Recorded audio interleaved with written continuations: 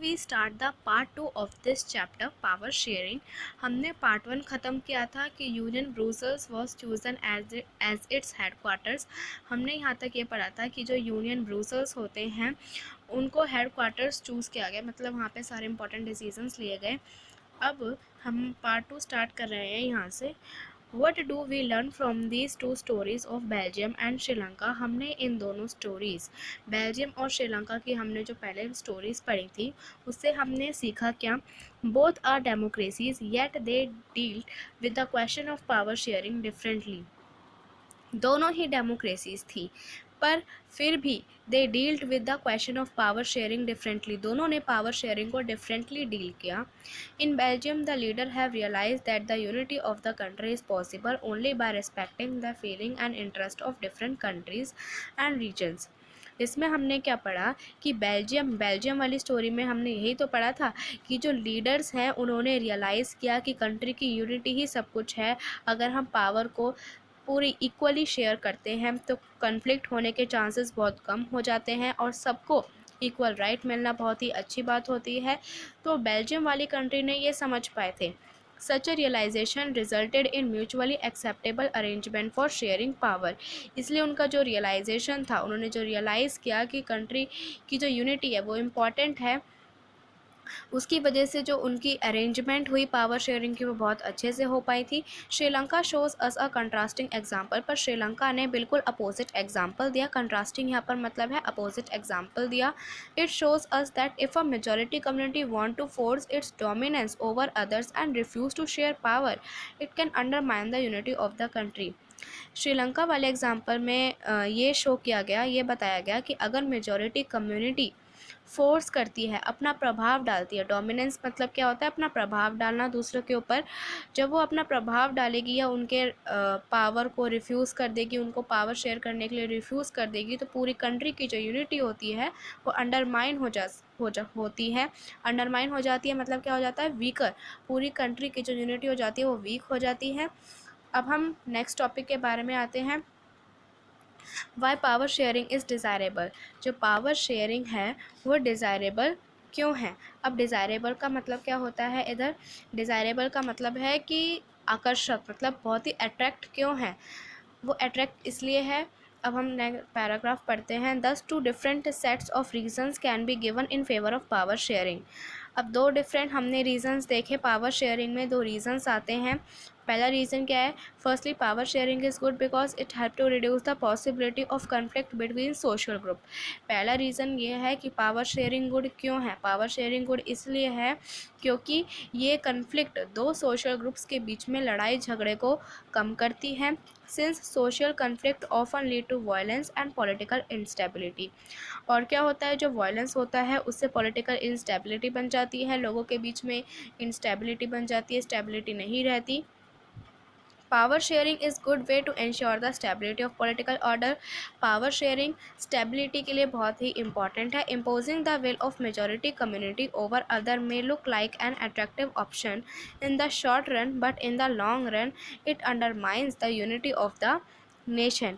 अब क्या होता है कि जब भी मेजॉरिटी कम्युनिटी अपना प्रभाव दूसरे के ऊपर बनाती है तो वो क्या हो जाते हैं? पूरी कंट्री की जो यूनिटी है उसको बर्बाद कर देती है। सिर्फ मेजॉरिटी कम्युनिटी की वजह से पूरी कंट्री की यूनिटी जो है वो बर्बाद हो जाती है, सिर्फ उनके फोर्स की वजह से।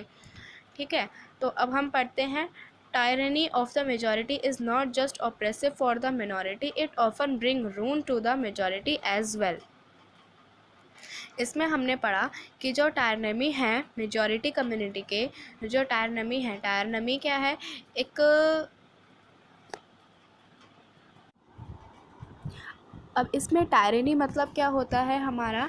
टायरनी मतलब एक या स्मॉल ग्रुप होता है या एक पर्सन होता है जो कि क्या होता है? दूसरों के ऊपर या फोर्स बनाता है। Tyranny of the majority is not just oppressive for the minority, it often bring rule to the majority as well. Tyranny क्या होता है? टायरनी एक स्मॉल ग्रुप होता है जो कि क्या करता है? मेजॉरिटी के लिए ऑप्रेसिव होता है। ऑप्रेसिव मतलब उनके साथ बहुत बुरा बर्ताव करना। मिनॉरिटी के लिए बहुत ही ऑप्रेसिव होते हैं। It often bring rule to the majority as well. और ये क्या करता है, जब ऑप्रेसिव ही, जब ये जो टायरनी होते हैं, ये जो टायरनी मतलब आपका स्मॉल ग्रुप ही होगा। स्मॉल ग्रुप क्या करता है मिनॉरिटी के लिए, मेजॉरिटी का है टायरनी, मतलब मेजॉरिटी में कोई ऐसा स्मॉल ग्रुप है जो कि मिनॉरिटी के लिए ऑप्रेसिव होता है, बुरा बर्ताव करते हैं। बाद में क्या होता है, मेजॉरिटी के लिए खुद ही तब सब कुछ तबाह हो जाता है। ना तो मेजॉरिटी कामयाब हो पाती है और ना तो मिनॉरिटी, क्योंकि मिनॉरिटी के ऊपर उन्होंने तो रूल किया है। मिनॉरिटी के ऊपर क्या किया उन्होंने, मिनॉरिटी को ऑप्रेस किया है। There is second deeper reason why power sharing is good for democracies. अब सेकेंड रीज़न बताया गया है कि पावर शेयरिंग गुड क्यों है। Power sharing is the very spirit of democracy. Power sharing जो है वो डेमोक्रेसी की एक स्पिरिट है। A democratic rule involves sharing power with those affected by its exercise and who have to live with its effect. People have right to be consulted on how they are to be governed. A legislature government is one where citizens through participation acquire a stake in the system. अब इसमें क्या बोला है कि जो power sharing है वो democracy की स्पिरिट है, और जो डेमोक्रेटिक रूल होते हैं involve sharing power with those affected by it's exercise. Democracy में जितनी भी एक्सरसाइज परफॉर्म होती है, कि जो गवर्नमेंट होती है वो पीपल के द्वारा चूज़ की जाती है, ऐसे ही डेमोक्रेसी में पावर शेयरिंग भी एक इम्पॉर्टेंट मेथड है। पावर शेयरिंग क्या होती है, जो सेंट्रल गवर्नमेंट होती है अपनी पावर को स्टेट गवर्नमेंट या लोकल गवर्नमेंट में शेयर करते हो, तो ये भी सबसे एक इम्पॉर्टेंट मेथड है डेमोक्रेसी में। A legislative government is one where citizen through participation acquire a stake in the system. इसमें भी वही बताया गया है। Let us call the first set of reason prudential and the second moral. अब हमने इसमें दो रीज़न पढ़े थे कि पावर शेयरिंग गुड क्यों है। तो पहले रीज़न को हमने पढ़ा था, पहले रीज़न में हमने ये पढ़ा था कि अगर हम पावर शेयरिंग करेंगे तो कॉन्फ्लिक्ट होने के चांस बहुत कम हो जाते हैं। और दूसरा रीज़न पढ़ा था कि डेमोक्रेसी में पावर शेयरिंग एक सबसे अच्छा गुड मेथड है। तो पहले वाले रीज़न को हम प्रूडेंशियल कहते हैं, प्रूडेंशियल कहते हैं, और दूसरे वाले रीज़न को हमने क्या कहा है, मोरल कहा है, जो कि मोरल मतलब क्या होता है, valuable. While prudential reason stress the power sharing will bring out better outcomes. इसमें बोला गया है कि जब प्रूडेंशियल रीज़न होता है वो क्या करता है, स्ट्रेस करता है पावर शेयरिंग को कि वो बेटर आउटकम्स लेकर आएँ। और मोरल रीज़न क्या करता है, एम्फसाइज करता है पावर शेयरिंग जो है वो वैल्यूएबल है। अब हम पढ़ेंगे, नेक्स्ट टॉपिक है हमारा forms of power sharing. Forms of power sharing का मतलब है कि डिफरेंट फॉर्म्स है पावर शेयरिंग की। अब हम पढ़ते हैं, the idea of power sharing has emerged in opposition to the notions of undivided political power.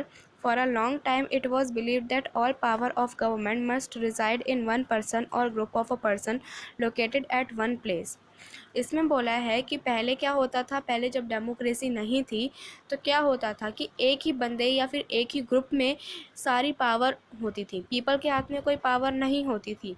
It was felt that if the power to decide is dispersed it would not to possible to take quick decision and to enforce them, but these notions have changed with the emergence of democracy. पर ये जो सारे विचार थे ये change हो गए जब से डेमोक्रेसी आई।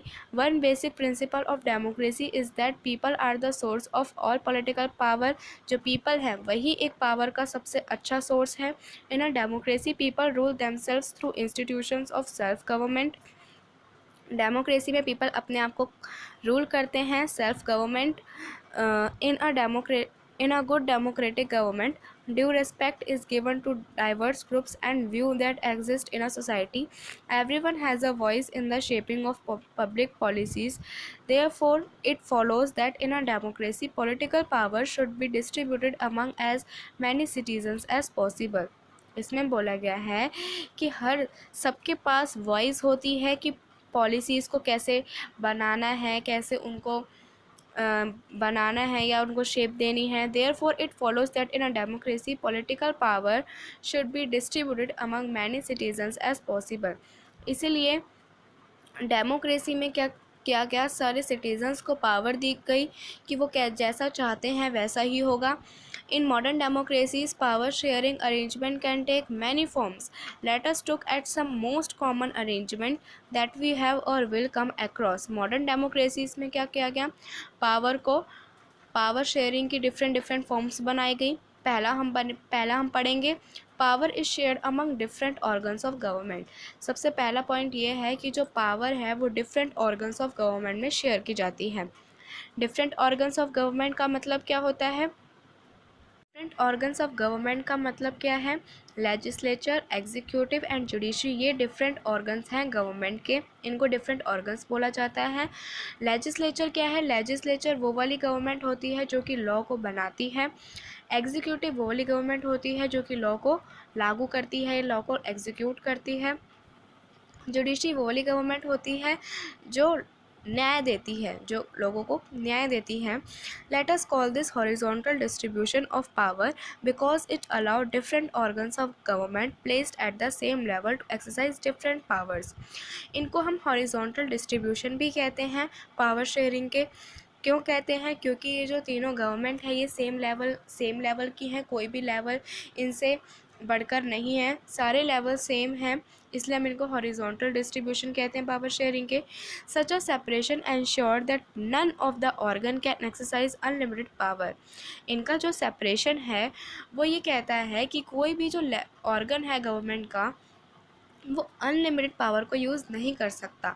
अगर कोई भी organ of government unlimited power को यूज़ करता है तो दूसरी गवर्नमेंट उसे क्या कर सकती है? चेक कर सकती है कि वो कहीं अनलिमिटेड पावर यूज़ तो नहीं कर रहा। Such a separation ensures that none of the organ can exercise unlimited power, each organ check the other, this result in a balance of power sharing various institution. और जब check करती हैं different organ government को check करती हैं तो उसे हम क्या कहते हैं? बैलेंस कहते हैं, बैलेंस मेथड कहते हैं। Last year we studied that in a democracy, even though ministers and government officials exercise power, they are responsible to the parliament or state assemblies. हमने लास्ट ईयर पढ़ा था डेमोक्रेसी में कि जो मिनिस्टर्स होते हैं और जो गवर्नमेंट ऑफिशियल्स होते हैं एक्सरसाइज पावर, वो पावर को यूज़ तो करते हैं, they are responsible to the parliament, पर वो पार्लियामेंट पर रिस्पॉन्सिबल होते हैं, पार्लियामेंट के लिए रिस्पॉन्सिबल होते हैं, स्टेट असेंबलीज़ के लिए रिस्पॉन्सिबल होते हैं। इसी तरह जो जजेस होते हैं are appointed by the executive, जो एग्जीक्यूटिव के द्वारा अपॉइंट किए जाते हैं कुछ जजेस, they can check the functioning of the executive और law made by the legislature. वो जो जज होते हैं जो कि एग्जीक्यूटिव के द्वारा बनाए जाते हैं, वो लेजिस्लेचर जो लॉ को बना रही है उनको और जो लॉ को लागू कर रही है उनको भी क्या कर सकते हैं? चेक कर सकते हैं। This arrangement is called a system of check and balance method. तो वो उनको क्या कर सकते हैं? चेक कर सकते हैं। तो इस पूरे सिस्टम को क्या कहते हैं? हम चेक एंड बैलेंस मेथड कहते हैं। अब दूसरा पॉइंट आता है हमारा, power can be shared among government at different levels. पहले हमने पढ़ा था डिफरेंट ऑर्गन्स के बारे में, अब हम पढ़ रहे हैं डिफरेंट लेवल्स के बारे में। A general government for the entire country and government at the provincial और regional level. Such a general government for the entire country is usually called federal government. In India we refer to it central और union government. अब क्या बोला गया है कि जो general government होती है जो कि पूरी कंट्री के लिए काम करती है, और वो वाली गवर्नमेंट होती है जो कि सिर्फ रीजनल लेवल पर काम करती है, तो उसको डिफरेंट कंट्रीज़ में डिफरेंट नाम दिए जाते हैं। जैसे हमने बोला वो वाली जनरल गवर्नमेंट जो कि पूरी एंटायर कंट्री के लिए काम करती है, हम उसको फेडरल गवर्नमेंट कहते हैं, पर इंडिया में उनको सेंट्रल और यूनियन गवर्नमेंट बोला जाता है। This government at the provincial और regional level are called different names in different countries। और वो वाली गवर्नमेंट जो कि प्रोविंशियल या रीजनल लेवल पे काम करती हैं उनको डिफरेंट नेम दिए जाते हैं डिफरेंट कंट्रीज़ में, पर इंडिया में उनको बोला जाता है state government. This system is not allowed in all countries. ये सिस्टम सारी कंट्री में अलाउ नहीं किया जाता। There are many countries where there are no provincial और स्टेट गवर्नमेंट। ऐसी बहुत सारी कंट्रीज़ हैं जहाँ पे प्रोविंशियल और स्टेट गवर्नमेंट को नहीं बनाया गया है। But in those countries like ours, पर उन कंट्रीज़ में हमारी ही तरह, where there are different levels of government, the constitution clearly lay down the power of different level of government. पर उनकी कंट्री में हमारी ही तरह डिफरेंट लेवल्स ऑफ गवर्नमेंट मौजूद हैं। This is what they did in Belgium, but we refused in Sri Lanka. This is called federal division of power. हमने क्या किया था, मतलब हमने पढ़ा था कि बेल्जियम में जो मिनिस्टर्स थे उन्होंने क्या किया, रियलाइज़ किया कि कंट्री की यूनिटी को, पर श्रीलंका में ऐसा नहीं हुआ। श्रीलंका में ऐसा इसलिए नहीं हुआ क्योंकि उन्होंने समझा ही नहीं कि कंट्री की यूनिटी इम्पॉर्टेंट है कि नहीं है। पर उस टाइप ऑफ गवर्नमेंट को हमने क्या बोला, फेडरल डिवीजन ऑफ पावर बोला। मतलब उनमें क्या हुआ, फेडरल डिवीज़न हुआ ना पावर का। मतलब फेडरल डिवीज़न मतलब है कि उन्होंने यूनिटी को बनाए रखा बेल्जियम में, तो उसको हमने फेडरल डिवीज़न ऑफ पावर बोला। अब हमारा आता है, the same principle can be extended to level of government lower than the state government such as the municipality and panchayat. यही सेम प्रिंसिपल एक्सटेंड किया जाता है लेवल ऑफ गवर्नमेंट में। हम अभी तक हमने पढ़ा है दूसरे पॉइंट में कि सिर्फ सेंट्रल गवर्नमेंट होती है और स्टेट गवर्नमेंट होती है, पर अब हम पढ़ रहे हैं कि हमारी कंट्री में स्टेट गवर्नमेंट से भी नीची एक गवर्नमेंट होती है जिसको म्यूनिसिपैलिटी और पंचायत का नाम देते हैं। Let us call division of power involving higher and lower level. जो म्यूनिसिपैलिटी और जो पंचायत होती है हम उसको लोअर लेवल ऑफ गवर्नमेंट भी कहते हैं। Let us call division of power involving higher and lower level of government vertical division of power. जब हायर गवर्नमेंट मतलब क्या होता है, जब सेंट्रल गवर्नमेंट लोअर गवर्नमेंट को अपनी पावर को शेयर करती है। जब सेंट्रल गवर्नमेंट अपनी पावर को लोअर लेवल या फिर स्टेट लेवल पे शेयर करती है तो उसको क्या बोला जाता है, वर्टिकल डिवीजन बोला जाता है। We shall study this at some length in next chapter.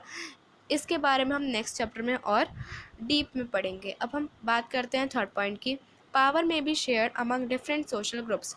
जो पावर है वो सोशल ग्रुप्स में शेयर की जाती है। अब बोला गया है such as religious and linguistic group. Religious और लिंग्विस्टिक ग्रुप्स हैं वो। Community government in Belgium is also good example of this arrangement. In some countries there are constitutional and legal arrangements whereby socially weaker sections and women are represented in the legislature and administration. Last year we studied the system of reserved constituencies in assemblies and the parliament of our country. This type of arrangement is meant to give space in the government and administration to diverse social groups who otherwise would feel alienated from the government. This method is used to give minority communities a fair share in power. In Unit 2, we shall look at various ways of accommodation social diversities. इस point में हमने ये पढ़ा है कि जो power है वो डिफरेंट सोशल ग्रुप्स में भी शेयर की जाती है। लिंग्विस्टिक और रिलीजियस ग्रुप्स में पावर को इक्वली शेयर किया जाता है। वीकर सेक्शन ऑफ सोसाइटी में, या फिर हम कह सकते हैं वुमेंस जो होती हैं वो वीक होती हैं, या वीकर सेक्शन और सोसाइटीज़ होती हैं, उनमें भी पावर को शेयर किया जाता है। हमने पिछले साल रिजर्व कॉन्स्टिट्यूंसीज़ के बारे में पढ़ा था।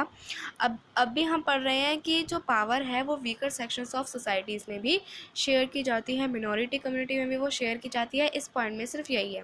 नेक्स्ट पॉइंट है, power sharing arrangement can also be seen in the way political parties, pressure groups and movements. जो पावर को शेयर करने की जो अरेंजमेंट है वो यहाँ पे भी देखी जाती है। पॉलिटिकल पार्टीज़ जो हमने देखा है ना कि जो पॉलिटिकल पार्टीज़ होती हैं और जो प्रेशर ग्रुप्स होते हैं, प्रेशर ग्रुप्स मतलब जो सिटीजन्स की मांगें होती हैं उनको प्रेशर ग्रुप्स बोला जाता है। एंड मूवमेंट कंट्रोल और इन्फ्लुएंस दोज इन पावर। इसमें बोला गया है कि डेमोक्रेसी में जो सिटीजन्स हैं उनके पास फ्रीडम होती है कि वो अपने गवर्नमेंट को चूज़ कर सकें पावर के लिए। In contemporary democracies, this take the form of competition among different parties. पर जो इससे बिल्कुल अपोजिट डेमोक्रेसी होती है उसमें क्या बोला गया है कि जीतने के लिए जो पॉलिटिकल पार्टीज़ हैं वो क्या करती हैं, कंपटीशन करती हैं। डिफरेंट पार्टीज़ के बीच में कंपटीशन होता है। वो कंपटीशन के लिए कुछ भी कर सकती हैं, कैपिटल का यूज़ भी कर सकती हैं, मसल का यूज़ भी कर सकती हैं। सच competition ensures that power does not remain in one hand. In the long run, power is shared among different political parties that represent different ideologies and social groups. उसके बाद क्या हो जाता है, जब such competition ensures, उस competition में क्या बोला जाता है कि जो पावर है वो सिर्फ एक ही ग्रुप या एक ही पीपल के हैंड में ही नहीं बल्कि सारे लोगों के हैंड में होती है। ये सिर्फ दिखावा होता है। कॉन्ट्रास्टिंग डेमोक्रेसीज में ये सिर्फ दिखावा करती हैं पॉलिटिकल पार्टीज़ कंपटीशन को जीतने के लिए, कंपटीशन करती हैं जीतने के लिए। ये वो जो बोलती हैं वो सिर्फ दिखावा करती हैं। Sometimes this kind of sharing can be direct. इस टाइप की जो शेयरिंग करती हैं पावर की वो डायरेक्ट हो सकती है when two or more parties from an alliance to contest election.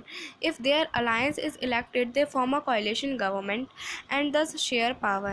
In a democracy, we find interest groups such as those of traders, businessmen, industrialists, farmers, and industrial workers. They also will have a share in government power, either through participation in governmental committees or bringing influence on the decision-making process. इसमें बोला गया है कि जो democracies में interest groups भी होते हैं जो अपना हिस्सा लेना चाहें, जो पार्टिसिपेट करना चाहें वो कर सकते हैं, चाहे वो फार्मर्स हों, इंडस्ट्रियलिस्ट हों, बिजनेसमैन्स हों, ट्रेडर्स हों। They also will have a share in government power either through a participation in government committees or bringing influence on the decision making. अब in unit third we shall study the working of political parties, pressure groups and social movements. अब unit third में हम इनके बारे में और deep में पढ़ेंगे। अब हमारा ये जो चैप्टर है ये फिनिश होता है। Thank you for watching this video.